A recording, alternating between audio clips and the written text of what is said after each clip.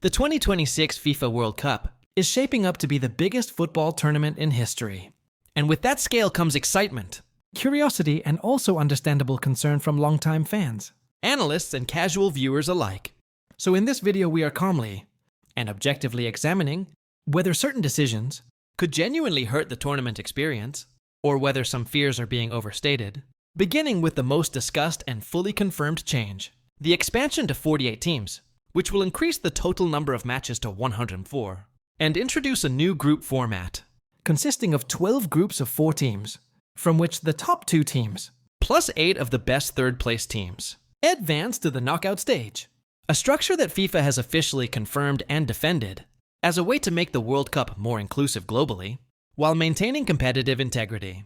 Although critics reasonably argue that this format reduces the urgency of some group matches because teams may advance with fewer wins, a concern that is not speculation, but a logical outcome of tournament mathematics. Yet it is also important to note that similar third-place advancement systems in past tournaments, such as Euro Championships, have still produced dramatic matches and surprise eliminations, meaning the format itself does not guarantee low excitement, but does alter incentives. Another confirmed factor is climate. As several host cities in the United States, Mexico and Canada will experience summer heat, especially venues in southern regions of the United States and Mexico.